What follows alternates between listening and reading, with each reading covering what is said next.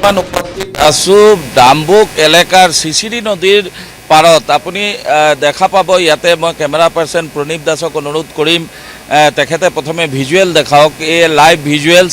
আৰু কালি ইয়াতে 9জনকৈ ব্যক্তি সন্ধানহীন হৈছিলে গাঁওবুঢ়াসহ, কিন্তু সৌভাগ্যৰ কথা এয়াই যে তাৰে 6জনকৈ ব্যক্তিক ৰাতিয়ে মানে উদ্ধাৰ কৰা হয়।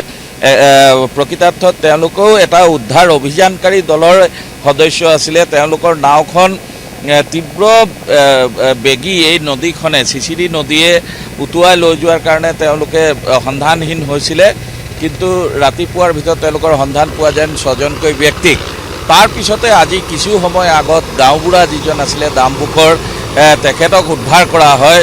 ইয়াত NDRFৰ দল এটা আছে 30জনীয়া। ইয়াত স্থানীয় বিধায়ক পুনিয় আপোম তেখেত আছে, আৰু লগতে ইয়াৰ জিলা উপায়ুক্ত আৰু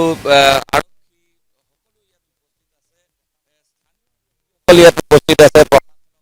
সকলো সম্ভৱ তেওঁলোকে সহায়তা কৰি আছে। আৰু লগতে ইয়াত আমি ক'ব লাগিব বেদান্ত যে ইণ্ডিয়ান এয়াৰফ'ৰ্চৰ চপাৰ, এই লাইভ ভিজুৱেলছ আপুনি দেখা পাইছে, ইণ্ডিয়ান অইলৰ চপাৰ ইয়াত আহিছে। এতিয়া 2জনকৈ ব্যক্তি আৰু উদ্ধাৰ কৰিবলৈ বাকী আছে। তেওঁলোক একচুৱেলি এটা দ্বীপ সদৃশ জেগাত এই চিচিৰি নদীৰ তীব্ৰ বেগী আৰু যথেষ্ট ওপৰলৈ উঠি অহা ঢৌৰ মাজত তেওঁলোক এতিয়া আবদ্ধ হৈ আছে। সেই 2জনকৈ ব্যক্তি তেওঁলোকৰ ওচৰলৈ যাবলৈ কেইবাবাৰো NDRF আৰু ইয়াৰ স্থানীয় প্ৰশাসনৰ লোকসকলে চেষ্টা অব্যাহত ৰাখিছে, কিন্তু এতিয়ালৈকে তেওঁলোকক উদ্ধাৰ কৰিব পৰা নাই।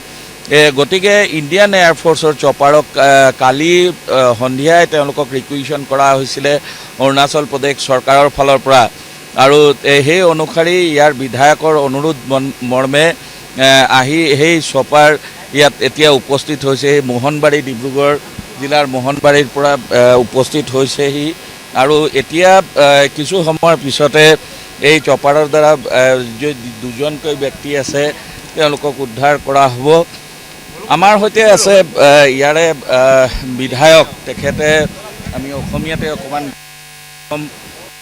আমাৰ নিউজ লাইভৰ দৰ্শকসকলৰ কাৰণে আপুনি ব্যাখ্যা কৰক যে কালিৰ ঘটনা কি হৈছিলে, এতিয়ালৈকে কি ধৰণে উদ্ধাৰ কাৰ্য চলি আছে।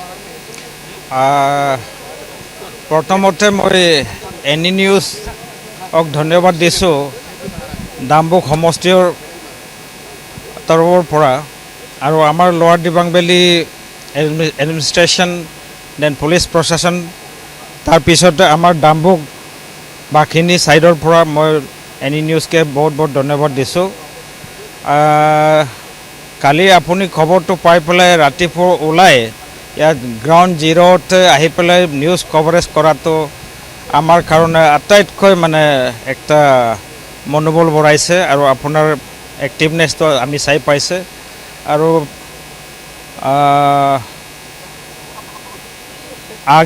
आगे भी वही एक्सपेक्ट करता है कि आप हमेशा ऐसे कवरेज देते रहेंगे, और हमारे राज्य के ओर से भी आपको बहुत धन्यवाद देता हूँ और आभार व्यक्त करना चाहूँगा। इतने बारिश के दिन में फ्लड एरिया में जंगल के अंदर आपने अच्छा से कवर किया है। As a good journalism, that is good journalism and very much example for us. तो बाकी यहाँ जो अभी लगभग ऑपरेशन ख़त्म हो गया, जो जिसको रेस्क्यू करना था सब रेस्क्यू हो चुका है, वैसे डिस्ट्रिक्ट एडमिनिस्ट्रेशन से हमको कंफर्म हुआ है। तो बाकी जितना भी इस प्रोसेस में, रेस्क्यू प्रोसेस में जितना भी शामिल है, स्पेशली हमारे honourable chief minister Pema Khandu ji और उनके टीम, देन हमारे civil aviation secretary madam Mamata Riba ji, then disaster management Danu Salu ji, और हमारे डिस्ट्रिक्ट के डिप्टी कमिश्नर एंड DDMO और यहाँ के एडिशनल डिप्टी कमिश्नर, और जितना भी यहाँ जो रेस्क्यू में सब मिलके साथ दिए हैं उन सभी को मैं आभार व्यक्त करना चाहूँगा। Thank you very much. धन्यवाद। तो वेदांत आमी देखा पाइছোঁ যে ইণ্ডিয়ান এয়াৰফ'ৰ্চৰ চপাৰ ইয়াৰ পৰা একচুৱেলি যথেষ্ট দূৰত, গতিকে ভালকৈ কেমেৰাই ঢুকি পোৱা নাই। তথাপিও আমি দেখা পাই আছোঁ অলপ অলপ যদি আমি জুম কৰি দেখুৱাব পাৰোঁ তাত চপাৰ ইতিমধ্যে তললৈ স্লিডাৰিং কৰি নামি আছে তেওঁলোকৰ এক্সপাৰ্ট কিজন আৰু সেই এক্সপাৰ্ট কিজনে দুজনকৈ ব্যক্তি অন্তিম ব্যক্তি দুজনকৈ যি থাকি গৈছিলে তেওঁলোকক উদ্ধাৰ কৰিবলৈ সক্ষম হৈছে বুলি আমাৰ ইয়াত স্থানীয় বিধায়কে জানিবলৈ দিছে। গতিকে এক দুঃসাহসিক এক অভিযান, ইমান এটা ৰিস্কি জোন মই ক'ব খোজোঁ, গোটেই সংকটপূৰ্ণ এলেকা, এতিয়াও পানীৰ যথেষ্ট স্তৰ যথেষ্ট বাঢ়ি আছে। কালি ইয়াত যথেষ্ট আৰু ৩-৪ ফুট পানী বেছি আছিলে, অধিক আছিলে আৰু সেই পানীৰ মাজত এনেকৈ গৈ যিসকল ব্যক্তি ইয়াত ষ্ট্ৰেণ্ডেড হৈছিলে তেওঁলোকক উদ্ধাৰ কৰাটো এটা নিশ্চিতৰূপে এক দুঃসাহসী অভিযান, যাক আজি সফলতাৰে ৰূপায়ণ কৰিছে এক সন্মিলিত প্ৰয়াস। ইয়াত লোৱাৰ দিবাং ভেলী জিলাৰ উপায়ুক্ত, ইয়াৰ স্থানীয় বিধায়ক, লগতে NDRF আৰু ইয়াৰ স্থানীয় আৰক্ষী আৰু স্থানীয় ৰাইজৰ সহযোগত ইয়াত এই উদ্ধাৰ কাৰ্য চলিছে আৰু সঁচাকৈ এই এক বুকু কঁপাই যোৱা মই ক'ব খোজোঁ যে এক দৃশ্য ইয়াত আমি দেখা পাই আছোঁ। বৰ্তমানে এতিয়াও নদীৰ যি গতি যথেষ্ট বেছি, বহু পৰিমাণে বেছি। ডাঙৰ ডাঙৰ প্ৰকাণ্ড গছ উটুৱাই লৈ আহিছে এই নদীয়ে আৰু এতিয়া বৰ্তমান নদীৰ মাজত এইবোৰ আবদ্ধ হৈছে। গতিকে ইয়াৰ পৰাই আমি বুজিব পাৰোঁ যে নদীৰ গতিবেগ কিমান বেছি।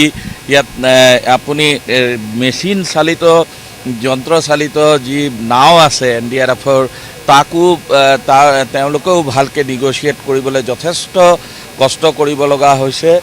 আৰু ইয়াত যিসকল আজি এক্সপাৰ্ট তেওঁলোক উপস্থিত আছে NDRFৰ তৰফৰ পৰা, তেওঁলোকে কৈছে, আমাক জানিবলৈ দিছে যে এনেধৰণৰ দুঃসাহসিক অভিযান তেওঁলোকে খুব কম কৰিছে আৰু বহুত অৰুণাচলৰ নিচিনা এটা চেলেঞ্জিং ষ্টেট, আজি ইয়াত পানী আছে, কালি আপুনি দেখিব ইয়াত একোৱেই নাই।